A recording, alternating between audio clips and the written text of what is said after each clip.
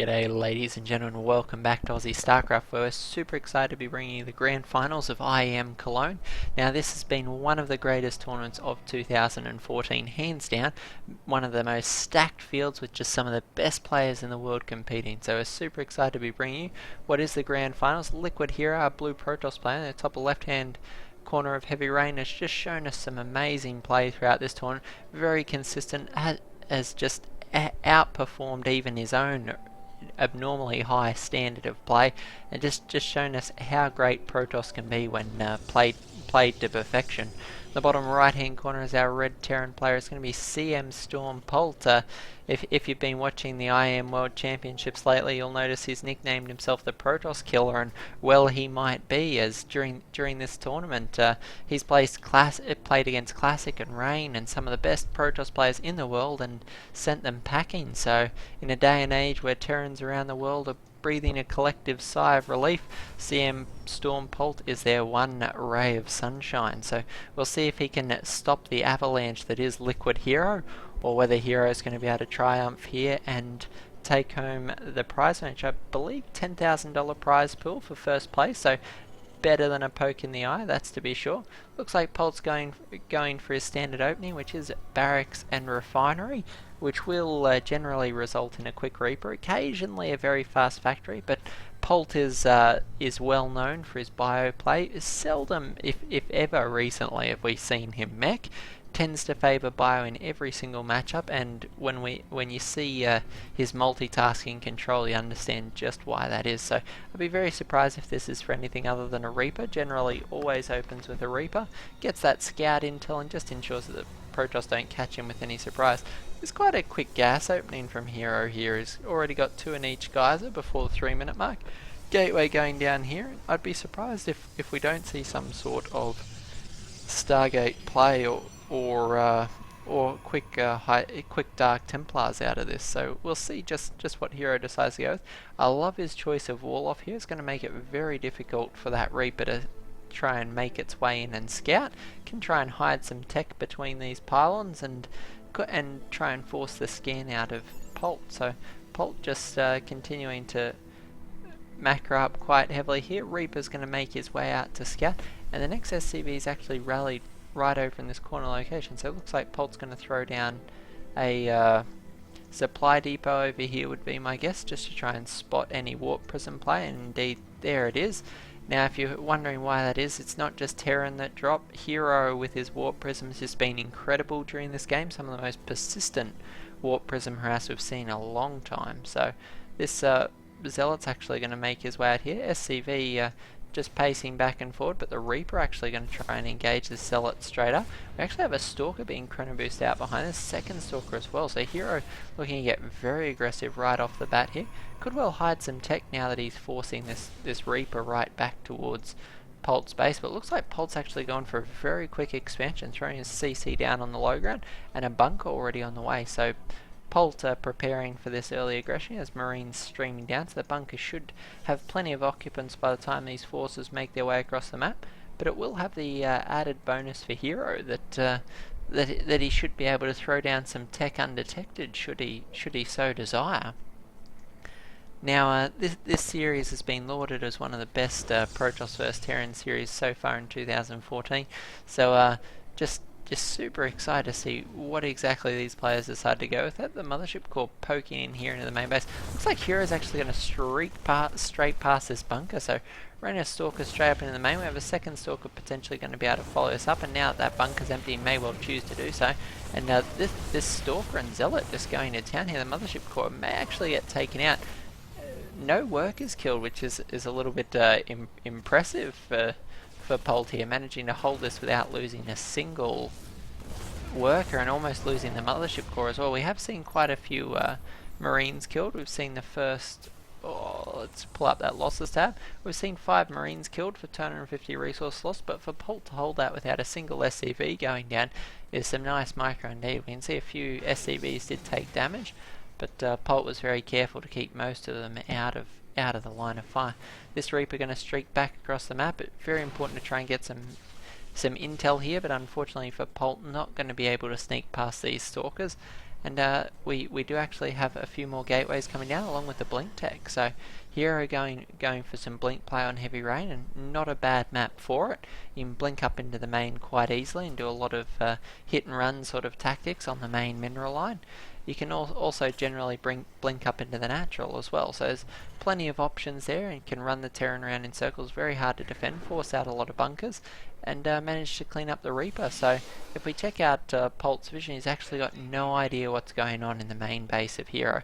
That's quite a dangerous position for Polt to be in, though we do have 3 gateways being powered off a single pylon, which is always a dangerous position for our Protoss player to be in, particularly if someone drops here and kills that pylon. It will cut off any potential Protoss warp in reinforcements. So looks like Hero just going straight for the throat here, going to be establishing these forward pylons. We do actually already have 7 Stalkers in play, so if we check out the units tab, 7 Stalkers and Mothership Core as opposed to 2 Widow Mines and 13 Marines. So Polt plenty capable of holding this off, though without a barracks with a tech lab on it, there's actually no stim in play, which does make it a lot harder for Polt, but these Widow Mines potentially very dangerous. No Robotech on the field yet, so no observers, and no Oracles either, so got to be super careful. The Widow Mine's very quickly going to spoil your day, but Polt throwing down plenty of bunkers just to ensure that this suspected blink play doesn't do any damage. Has no idea exactly what push it could be, but the fact that Polt suspects it'll be blink is apparent in the bunker positioning on the high ground. The fact that he's throwing down 3 at the front door also shows that degree of uncertainty. It could be some sort of Sentry Immortal timing, which would generally be defended by a heavy stack of bunkers. So as soon as Polt gets a whiff of the fact that it's mainly blink stalkers, we should see a few tech labs and marauders coming down. We see stim just starting up now. Actually see Hero going for double forward behind this, so going to be really powering those upgrades, but just trying to use these stalkers as best he can to put on some pressure. The factory also taking some damage really quickly, and this is important. If the factory is actually taken out, it will force Polt to rebuild it should he desire to have another Stargate, which will be important now that we see Hero producing a robotics facility, or the robotics bay, sorry. So he's got the capacity to build Colossi, and having to build having the choice of Vikings or Medivacs instead of being able to do both is actually a pretty important conundrum to try and force. So that's why Polt actually pulled that factory back and repaired it, not just for the vision. It just has no desire to lose that just yet. These 2 stalkers just boldly trying to poke away, though Polt's Marauder count going up 2 at a time. We're actually up to 5 barracks now, so there's quite a heavy amount of production for Polt. We have a Warp Prism coming into play now for Hero. Robotics Bay actually finished up now with Thermal Lance on the way, so Colossi coming up behind us. Another 3 gates as well, but my biggest concern with Hero at the moment is his base plan. He has more pylons out in the map than he does powering all of his production facilities, so got to be super careful with that. These Stalkers just continue to be very cost effective here, nipping a few more workers. We've seen there's actually 5 workers killed so far for Hero. In the income tab, it does show an advantage for Hero, 57 to 47. I think it's a bit of a reflection of the amount of pressure that Hero has been able to put on thus far in the game.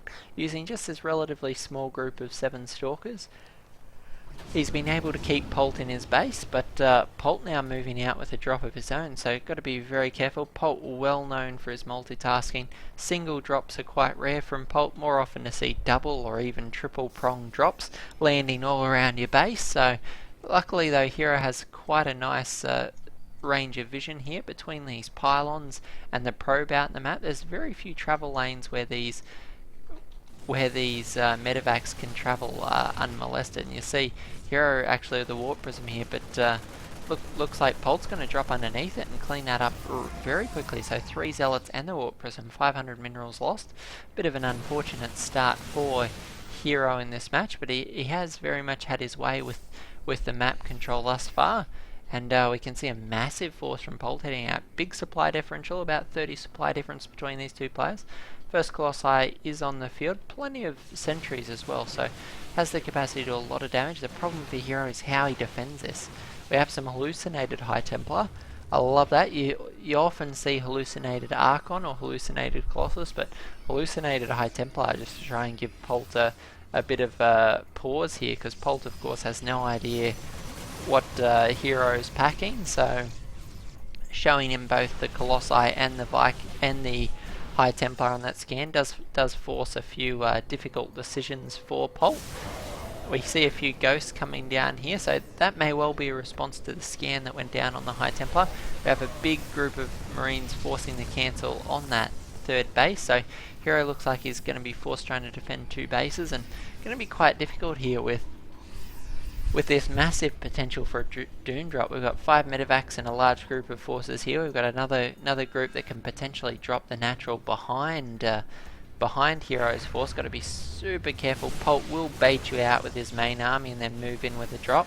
We have these units just continuing to mop up these zealots, which are being warped in and sacrificing a life for ire. We see the medevac count starting to go up now, but we're still only on 1 starport, and the factory has in fact burnt down, so looks like those Vikings are only going to be growing at 2 at a time. Nice force fields here, actually cutting off the army of Polt, so Hero's going to be able to do a lot of damage with these Colossus, and there's just not enough Vikings on the field, so Hero getting a very favourable engagement here. If we check out the units lost tab, this certainly is an advantage to Hero at this point. The Colossus doing so much work here, though they're quickly running out of units to tank, so one Colossus being focused down there, but Polt being forced back. We have a second group moving out here with some Vikings to reinforce. Plenty of proxy pylons established all around the map, so Hero potentially able to counterattack this. We have an observer spotting the timing of this third base, so Hero knows his third base timing is going to be a minute or two behind that of Polt, and that's a dangerous position to be in. You certainly don't want to be in that position for long. Oh no, actually the resource lost dead even now, and the supply, so this game's almost perfectly even in every sense of the word. Even the players' banks within a few hundred minerals of each other. Polt moving out with another drop here, but we have the Protoss army just moving down the middle of the map. Bit of a dangerous position for those Colossi to be in. Having walked straight over the cliff, they could potentially be caught out. This drop here of Polt actually potentially being sandwiched between us. Hero could blink on top of this and snipe the medevacs. Will he get them? He does do some damage, but unfortunately just fails to fall short of that medevac. If he'd picked up the 3 Stalkers that were warped in as reinforcements, he could have picked that off with 2 Marauders and 2 Marines. Would have severely weakened the drop that is incoming here. This second group of Marauders came off. We have the Colossus here doing a lot of damage. Probes being pulled off the line to try and defend this. It looks like some nice micro control from Hero on that Colossus is going to do a lot of damage to these Marines and Marauders. So the first drop going to be cleaned up. The third base of Polt now heavily under siege here. We have another potential for drop swinging from Polt. A second drop to reinforce these units, which have already taken quite a lot of damage, and Hero here forced to back up just a little bit. SCV's being pulled off in the line in preparation of his defense. Nice EMPs do go down actually on everything there. Mothership core goes down as well, so there'll be no mass recall for these units, and these Marauders at the back doing a lot of damage, actually nailing most of those Stalkers. Unfortunately the Zealots just tanking so much of that damage. We have Polt combining both drops here, actually going to snipe the natural expansion of Hero. It looks like there'll be nothing in position to defend this. Few Zealots warped in on the high ground, but there goes Hero's natural, and at a point in time when Hero's main is almost completely mined out, is looking quite potentially devastating for Hero here. He's got no income at all now, no capacity to build another Nexus, and no way to actually clean up these Terran units. A few High Templar here should probably actually morph into an Archon, as they've got no energy for Storm. One Archon doing a stack of work behind here, but Hero now no way to mine. 2 Nexus have gone down. The base race is all on Donkey Kong. Got 2 Colossus move well into the main of Polt, sorry, and as Hero's own main base is dying, and unfortunately for Heroes, there's no actual air units on the field as of yet, so base racing versus Terran, always a very risky prospect. Gonna manage to clean up these orbital commands, but it's gonna be very tough to try and kill all of these Terran units quick enough to actually win the game. So this game could potentially end up in a draw. If we check out the units tab now that the production tab's virtually empty, we have 3 Marauders, 3 Vikings, and 5 Medevacs versus what is a much more dominant Protoss army. We have 3 Archons, 6 Zealots, and 2 Colossi, along with a Sentry and some Stalkers, but there's no actual way to kill all these buildings, so we could actually see the first game of this series go down as a draw. As surprising that is, it's very rare to see draws in tournament. If you're wondering what happens, it will literally count as a 0. It's not one of those tournament formats where both players get a point. If it's a draw, it's just literally a rematch, even on the same map, I believe. So looks like Polt trying to do some work with these last Marauders. The probe's not actually worth a whole lot here, as there's very little resources to build another building.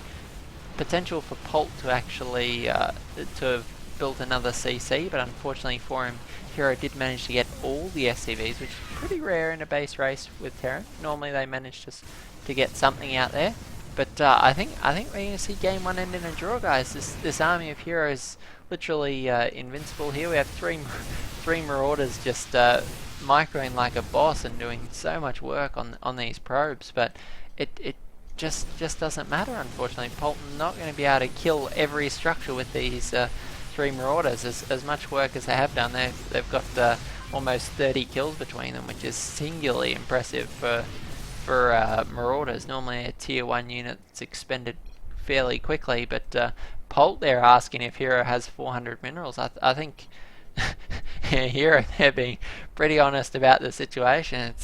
It's going to end in a draw. I think we'll have both players agree here. But Hero is I think quite aware of the position he's in, and Polt also. So it looks like in an interesting end to game number 1, we're actually going to see a draw. And yeah, there it is. So game 1 ends in a draw. Both players agreeing to it, and looks like we're going to see a rematch here on Heavy Rain. So things starting off very unconventionally in this grand finals of IEM Cologne. I hope you guys are enjoying as much as I am. I think we're going to have some epic games still ahead of us. Potential for at least another 4 matches, guys, upwards of another 7. So buckle up your seatbelts and tune in here at Aussie StarCraft. We've got plenty more games coming up right after this.